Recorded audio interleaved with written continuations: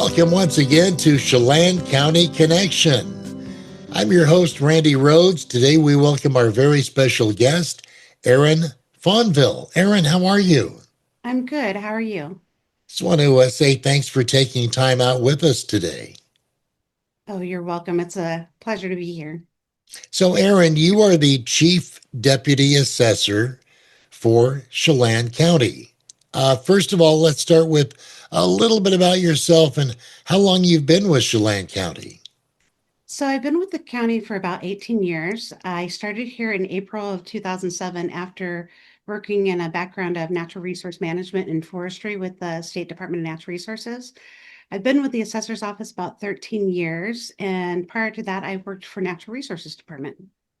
So, Aaron, this is kind of a wide open question, and you could probably go on for a long time, but give us just a thumbnail sketch of what your job is. Well, it's a little bit of everything, which provides me with a wide variety of tasks, but mainly I oversee and coordinate the day-to-day operations of the assessor's office, including appraisals, customer relations, levy calculations, ownership transfers, special exemptions, and our GIS mapping and segregation, just to name a few of the things that we do. I also assist our elected county assessor, Wes Cornelius, in planning, budget, development, legislation, and resolving complex issues, and provide guidance, leadership, and mentoring to our staff and develop all of our outreach publications, as well as act as our public records officer. So, Aaron, let me ask you this. Why the assessor's office? We will say it's probably one of the more public facing offices out there. Yeah, the one reason why I really like working at the assessor's office is that we have an amazing staff who are extremely friendly, knowledgeable, and professional, and they really make coming to work enjoyable. I mean, I actually look forward to going to work every day, but I also love helping our taxpayers better understand the assessment process and what services our office provides. Well, Aaron, speaking of that, let's start by explaining to our viewers basically what the assessor's office does. Certainly, there are a lot of county departments here in Chelan County, but maybe a lot of folks don't really understand the different roles. So, tell us again, kind of in a nutshell, what the assessor's office does. So basically, our office is responsible for determining the value of all taxable real and personal property in the county on a fair and equitable basis. Additionally, we are responsible for maintaining the accurate and accessible property information and providing timely and accurate property assessments for purposes. And we maintain a GIS database that maps all the parcels in the county. Our office does rely heavily on recorded documents such as deeds, plats, boundary line adjustments to maintain property and ownership records and parcel data. And we coordinate quite a bit with the auditor and the treasurer's office. Aaron, speaking about the treasurer's office, how do you really differ from that office? Well, we assess value of property for property tax purposes, and we calculate the levy rates for the taxing districts. The treasurer is the office that collects the property tax payments. They also apply any special assessments such as irrigation, fire patrol, noxious weeds, pests, etc. So we're the beginning of the process if you think about it in that way, and they're kind of the end of it. And Aaron, you did mention another office that you were tied in with pretty close, or? Yeah, the auditor's office. So every deed and every document that gets recorded, then at the end of the day, they print out at our office, and the next day our staff will grab that pile of records and sort through them and process them. So we do ownership transfers. If there's a boundary line adjustment or a plat recorded, we will do that as well. Uh, we have a total of 17 employees in our office, including our elected assessor, Wes Cornelius.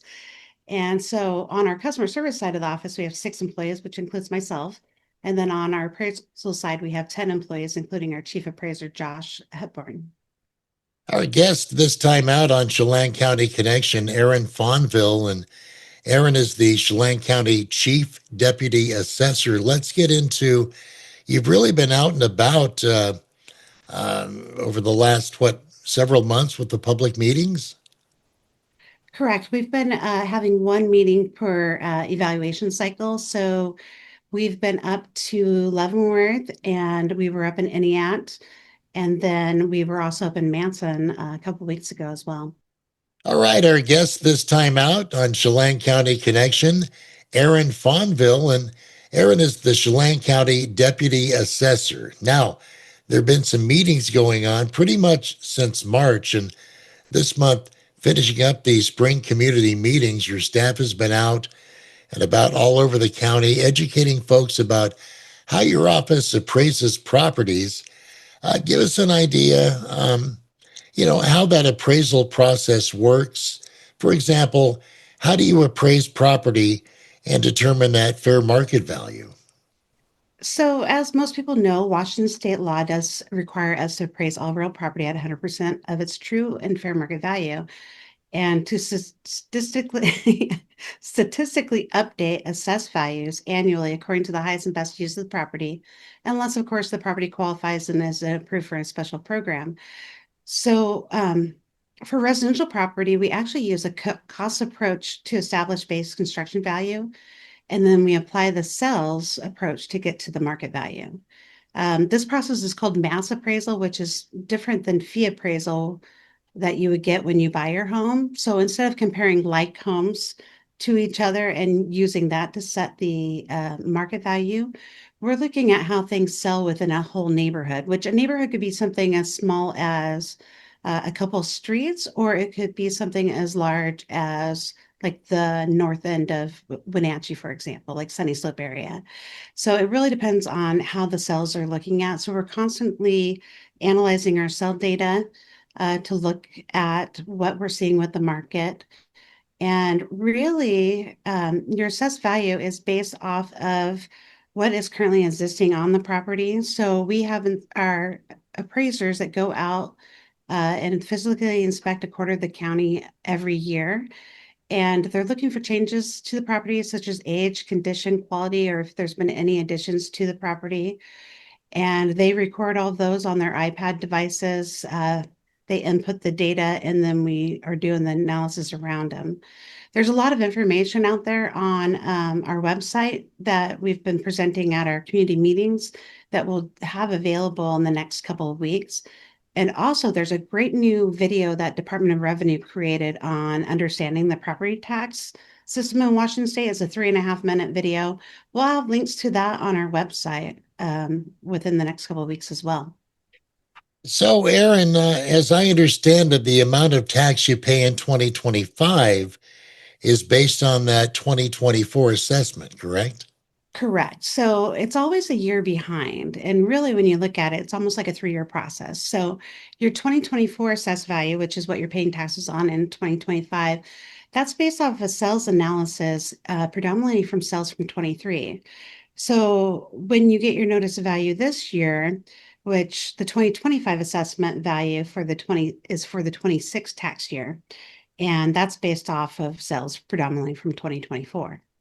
I've always kind of wondered, what happens if the sale price and assessed values are significantly different?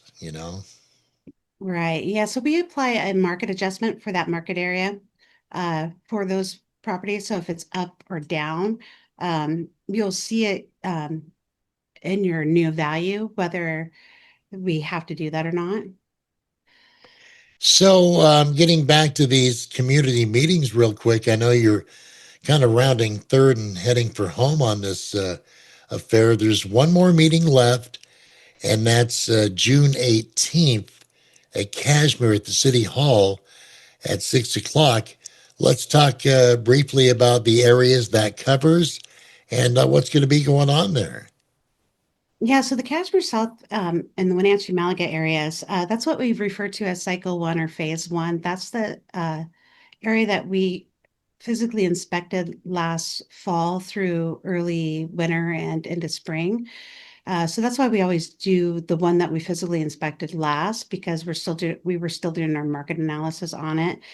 But what we do at these community meetings, a few years ago, we used to do PowerPoints, but what we found was people just really want to answer questions. So what we do is we give a brief overview, like kind of like what I'm doing with you right now, about what our office does.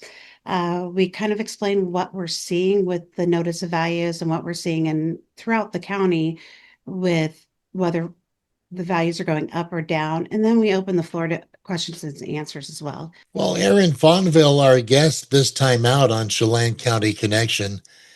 Aaron's the Chelan County Chief Deputy Assessor. Now, getting to our next bullet points or topic of conversation here, notice of values are coming out at the end of this month.